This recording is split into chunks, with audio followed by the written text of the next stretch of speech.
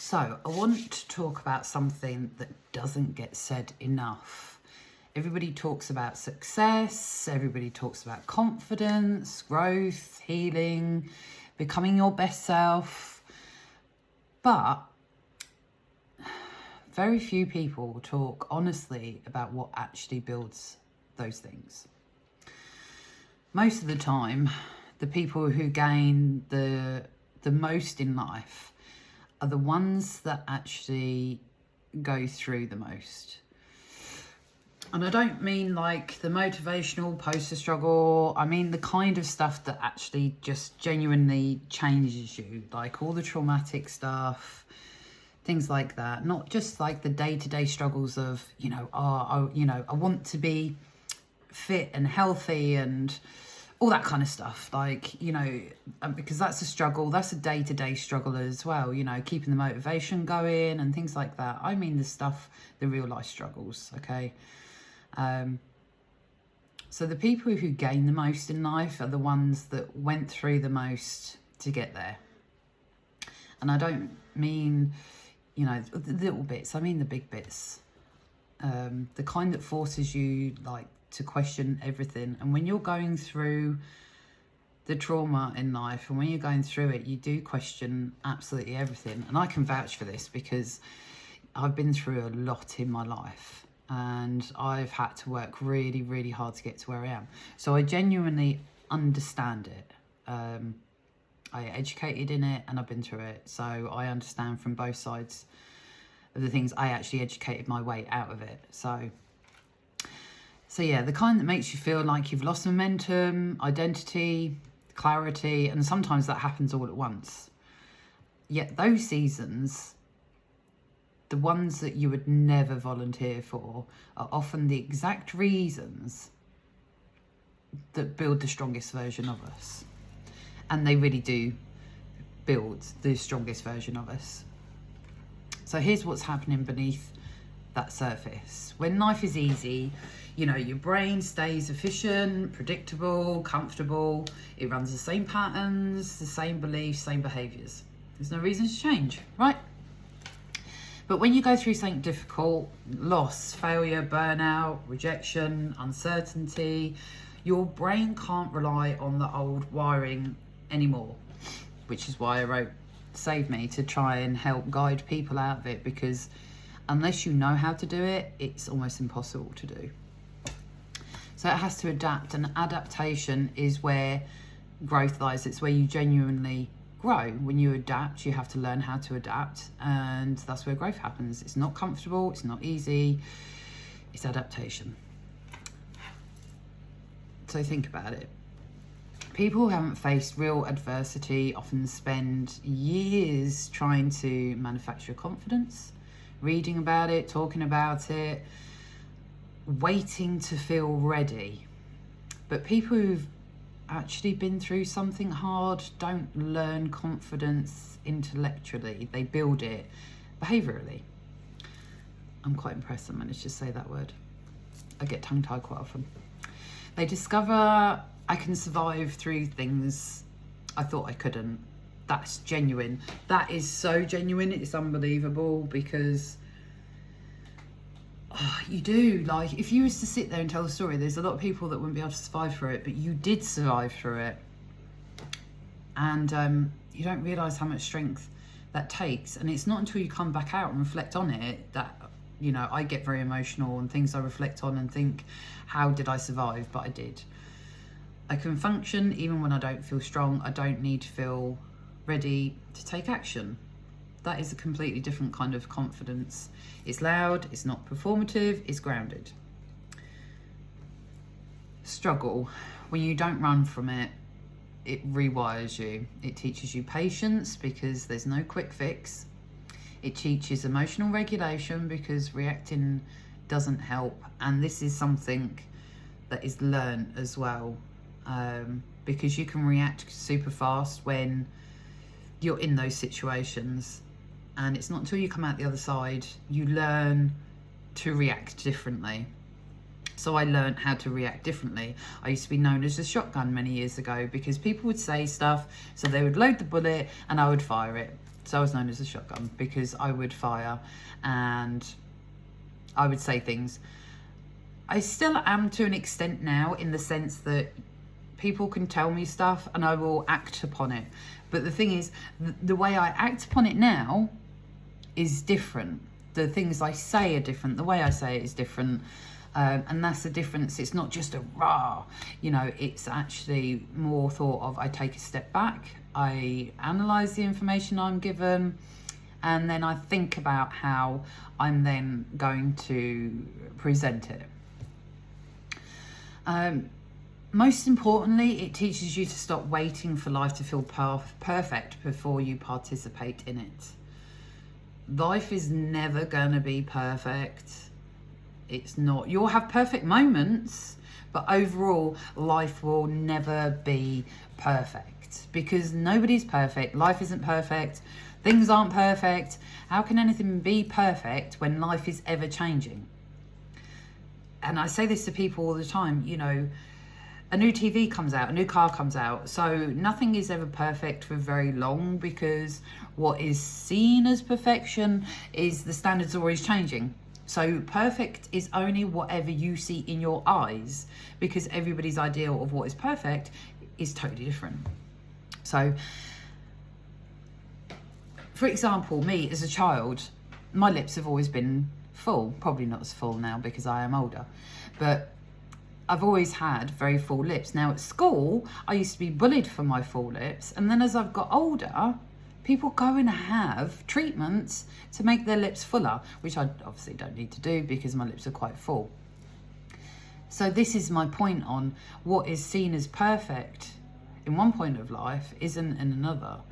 So don't look at yourself in the mirror and say, I'm not perfect, because only you need to see yourself as perfect. You know, I got today, I did a live with a friend of mine to help her do a live, and did my makeup, and I was like, oh my God, I actually really like the way I look. And that's the most important thing. It doesn't matter what anybody else thinks. It doesn't matter what anybody else sees. It matters what you see. You are the one that's important. If you look in that mirror and you like what you see, nothing else matters. Nobody else's opinion matters. Okay? Okay, so if you're in a hard season right now, you probably don't feel like you're gaining anything. And that is a tough one, because when you are in that hard season, it is hard to see. It really is. But trust me, keep going every day, okay? Keep doing the little things, the smallest of things. I mean, like getting out of bed. I mean, having a drink of water. I mean, cleaning your teeth. I mean, having a shower. Those simple things, you keep doing them every day, just a little bit. I cleaned my teeth yesterday. I had a bath yesterday. I made my bed yesterday. The stupidest of things, but they're not stupid, because that builds your momentum, and you have to keep doing it. Just it's one thing a day. It doesn't matter what it is, as long as it's one thing a day, because tomorrow you'll feel better because you made your bed yesterday, and you can feel proud of that. Because when you're in the hardest of times, those things, they seem irrelevant, can't be asked, but actually they're the building blocks for you moving forwards. So as much as it doesn't seem important right now, it really is important to do them, because you will feel better for them tomorrow. And that's the point. It's feeling better tomorrow. Do the things today and you feel better tomorrow. That gains your momentum. Each day doing that little bit gains the momentum, because you feel good every time you do it. I actually have an app that helps as well with bits and pieces. So it's called Save Me, and I will put a link up in the bio on YouTube when I get a minute. So you can feel stuck, you can feel behind, you feel like everything else is moving forward whilst you're just trying to keep it together. Remember, you come first, not everybody else. It might seem like helping other people helps you, and to an extent, yes, it can help, but that's temporary. You still need to be putting yourself first and doing the little things. So by all means, go help somebody else, because that will help.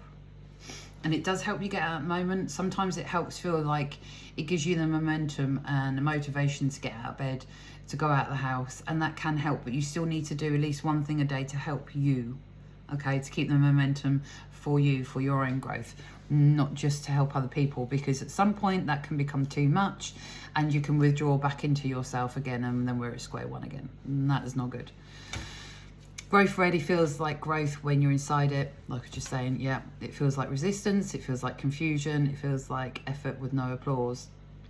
You have to applaud yourself, genuinely, wholeheartedly. I actually wrote myself a birthday card this year, and I told myself to take a minute to celebrate how far I have come in this last year.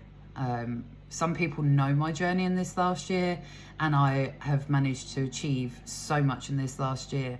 So I wrote myself a birthday card to make sure I sat down with myself and took time to myself to celebrate this last year.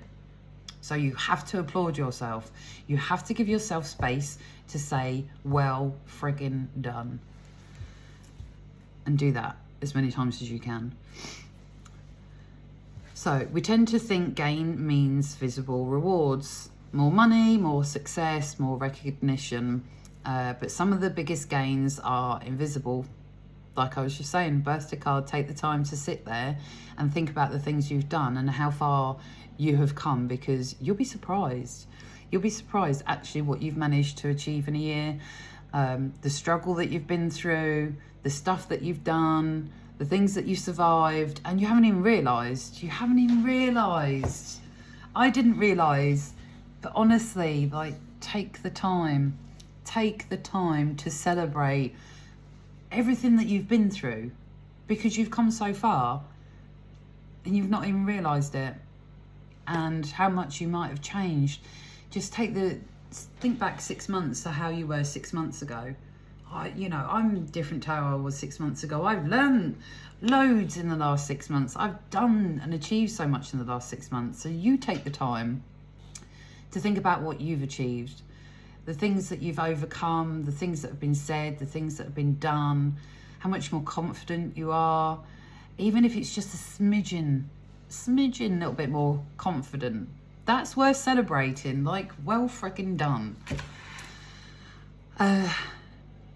You gain emotional range, gain resilience. Like, most people don't believe how resilient they are, and we are really resilient creatures, and we can go through so much and bounce back. You just have to believe in yourself. You just have to want it and do it. And there's so much out in life, so much more to enjoy and so much more to do. Like, everything is out there for you. It's just choosing it, okay? And trust me when I say that, it's when you're in it, it's hard to believe it.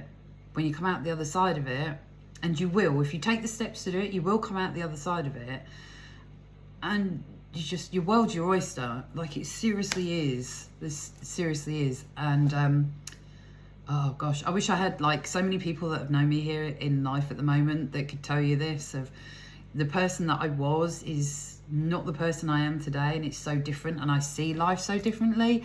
I've been there where I wanted to end it so many times. And you know what? I'm so glad I didn't end it, because life is so much, there's so much going on and worth living for now, and I'm only here by choice. That I chose to get better. I chose I was at a do or die moment, and I was like, this is it. This has either got to be everything or nothing. And I went all in. And it has taken me years to get here, but I'm here. And boy, I'm here for it now. So, you gain clarity about who you are, not who you're trying to be. So you do get to that point where you're trying to be someone, and then you are that someone, and you gain the clarity and everything else, and like, oh my God, this is what I was here for. This is literally what I was here for. This is my purpose. And that does happen. Self-trust is one of the most valuable psychological assets a person can build. 1,000,000,000,000,000,000,000,000%. Because I didn't have self-trust. I doubted myself all the time. I doubted all my choices. I didn't even know how to trust in myself, and I had to build that. I had to really, really work on that. And that's by doing little bits and it working, and little bits and it working. And you build your trust like you would with somebody else. You give them time, stuff said, done, etc., whatever. And that trust is built. And that's the same with yourself. You have to build your self-trust again. Give yourself time. Allow yourself space. Don't keep beating yourself up. Like, you're only human. And if you've not been brought up with parents or anything else like that to show you the way, how are you going to know? You don't know. So give yourself that space. Sorry, excuse me, I had a hiccup. Give yourself that space, okay? You are allowed that space. It's okay. Stop beating yourself up. Okay, once you trust yourself, you stop fearing change. Absolutely, change is fun. I love change. I love change. Bring it on. Like, I'm really good in those situations. And when you don't fear change, you will educate more, you will do more. And you don't fear it because you trust yourself again. You trust yourself knowing that you're going to be okay in that situation. You know you can survive it. You know you can go through it. You know everything's going to be okay at the end because you've done it and survived it, and it's okay. So, how do you turn hardship into gain? Not pretending it's positive, not by forcing gratitude, not by bypassing the difficulty. You do it by engaging with intentionality. So intentionally tackle something, intentionally talk about difficult situations, intentionally do things to build what you need to build. So ask yourself this: what is this season teaching me about my habits? So you sit down and you ask yourself those questions and then answer them. What is it exposing about where I was avoiding growth? So we all do this. I've done this. You know, we avoid things because it's difficult, because it's challenging, because it's uncomfortable, but you have to go through them to get to the other side. What capacity is this forcing me to build? Resilience isn't something that you're given, it's something you practice. True words. It's something you have to practice all the time. Every time you show up when it's hard, you're training your nervous system to handle more of life. It is what it is. Every time you turn up, you are building that pathway in your brain that this is okay, I've got my own back, I can deal with this, and this is how to do it. And you learn from people's reactions, you learn from your own thoughts and feelings. And when it is uncomfortable and difficult, take time to reflect back on that, of how you felt. Could you deal with it better? You know, look how they're reacting to what you're saying as well. And take time to reflect on these moments, because it will build for the next time. It gets easier by saying no. The first time you say no to somebody is difficult. Second time, third time, every time you do it, it gets easier and easier to do that. The strongest people you know didn't get that way accidentally. They were shaped by challenge, uncertainty, by moments they didn't think they could handle. Yep, tick, abso-friggin-lutely. It wasn't by accident. Life built me the way I was, and then I trained my brain to do things differently, to do it better. Instead of breaking permanently, they adapted. That adaptation became strength, which it does. It becomes strength, and trusting in yourself becomes your strength also. So if you've been through a lot, you're not disqualified, you're not behind, you're not damaged goods. I hate it when people say that. You're not damaged goods. Don't say that. Just don't say it. You may actually be in the exact process that builds depth, clarity, and capability. The gain isn't avoiding difficulty. The gain is becoming someone who can move through difficulty differently. Stronger, calmer, more intentional, less reactive, more self-aware. That's the kind of growth that lasts, and that's why people who go through a lot very often gain a lot. And the funny thing is, it was my daughter that actually said this. So when she said this to me, because obviously I've been through a lot, it triggered. I was like, oh my God, you don't realise how amazing what you just said is. So I got to working on it, and this is where I've written this out. Obviously I'm reading off of what I've written, because unfortunately premenopause, brain fog, no thyroid, you forget a lot of stuff. Like, that's facts. So I have written it down, and that's why I'm reading off the screen behind you, so I don't forget all these important parts, because they are important. And I write a lot, you know, I've written books and things, I do a lot of content, so I don't want to forget the important parts to tell you guys. So that's why you can see me keep looking off to the side, is because I want to make sure that I'm hitting all the points that I need to, because this is to help you guys, not me. I've already been through it and I've got through the other side, but these important parts are for you, because you need to hear them. You need to hear all these parts, because it's easy just to sit there and be dismissive and, yeah, I'll do that another day.